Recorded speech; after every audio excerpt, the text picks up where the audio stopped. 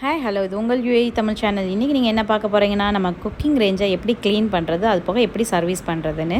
இப்போ வந்துட்டு என்னோடய அடுப்பில் வந்து இன்றைக்கி நான் வந்துட்டு மட்டன் அவிச்ச தண்ணி விசில் நமக்கு குக்கர்லேருந்து வடியும்ல, அந்த தண்ணி வடிஞ்சிருக்கு பாருங்கள், அது எப்படி இதுவாயிருக்கு. அப்புறம் சோறு நம்ம நல்லா வடித்து நல்லா அழுக்காக்கி வச்சுருக்கேன். எனக்கு அழுக்கையாகவே ஆகாது. இன்றைக்கி நான் அழுக்காக்கி வச்சுருக்கேன், எப்படி க்ளீன் பண்ணுறது காமிக்கிறதுக்காகவே. ஸோ இதெல்லாம் வந்துட்டு ஃபஸ்ட்டு வந்து நம்ம ஒரு 5 மினிட்ஸ் வந்து தண்ணி ஊற்றி ஊற வச்சுட்டோன்னா கம்மி ப்ரஷ் போட்டு லைட்டாக இப்படியே எடுத்தால் வந்துடும். ஸோ கம்மி ப்ரஷ் போடுறமே கோடு அவ்வளோன்னு அப்படிலாம் கிடையாது. நான் என் அடுப்பை வாங்கி 5 இயர்ஸ் ஆச்சு. சூப்பர் ஜென்ரல் தான், அதுவும் சூப்பராக இருக்குது அடுப்பு. இப்போ பாருங்கள் எவ்வளோ பளிச்சுன்னு ஆயிரும்னு மட்டும். ஈஸியாக நம்ம இப்படி லைட்டாக அந்த இதை ஃபுல்லாக ரிமூவ் பண்ணிடுவோம். குப்பையை ஃபுல்லாக எடுத்துகிட்டு வேறு ஒன்றும் இல்லை, வினிகரு சோடா மாவு அதெல்லாம் போட்டு க்ளீன் பண்ணலாம். இல்லை ஜிஃப் தான் ஒரு பாட்டில் வாங்கினீங்கன்னா கண்டிப்பாக உங்களுக்கு 6 மந்த்தாவது வரும்.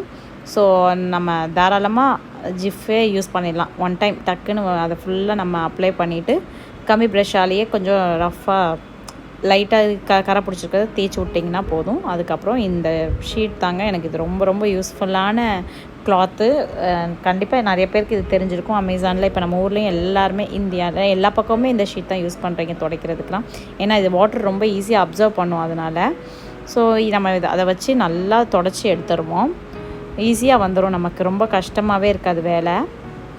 நைட்டு நம்ம நார்மலாக சமைச்சி முடிச்சுட்டு நைட்டு தூங்க போகும்போது இதை வச்சு ஈஸியாக க்ளீன் பண்ணாலே போதும். டெய்லி ஜிஃப்லாம் யூஸ் பண்ணணும் இல்லை, வீக்லி ஒன்ஸ் இந்த மாதிரி நிறைய நமக்கு அழுக்கானா மட்டும் ஜிஃப் யூஸ் பண்ணால் போதும். இல்லை டெய்லி நீங்கள் தொடச்சாலே இப்படியே மெயின்டைன் ஆகும். ஸோ இப்படி தொடச்சிட்டு கடைசியாக அங்கங்கே நமக்கு திட்டாக இருக்கும். இது எவ்வளோ தண்ணி வச்சு தொடச்சா ஒரு தடவை தண்ணி வச்சும் நல்லா அப்படி தொடச்சிருங்க.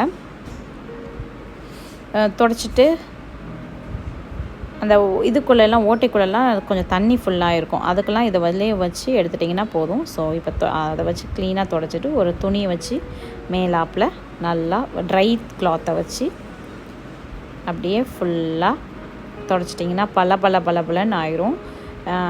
நான் இது வந்துட்டு 5 இயர்ஸாக தான் யூஸ் பண்ணுறேன். அவ்வளோ ஒரு நல்ல அடுப்பு. இது வந்து நமக்கு ரிப்பேர்னால் இந்த இதில் வந்து கேஸ் வர இடத்துல வந்து அடைச்சிருக்கும். அதுக்கு வந்து நம்ம இந்த மாதிரி சேஃப்டி பின் இல்லைன்னா கொஞ்சம் சின்ன குண்டு ஊசி, அந்த ஓட்டைக்கு தக்கன ஊசி எடுத்து அந்த ஓட்டையில் வந்து இப்படி நீங்கள் பண்ணிட்டாலே போதும், கேஸ் ஃப்ளோ நல்லாவே வந்துடும்.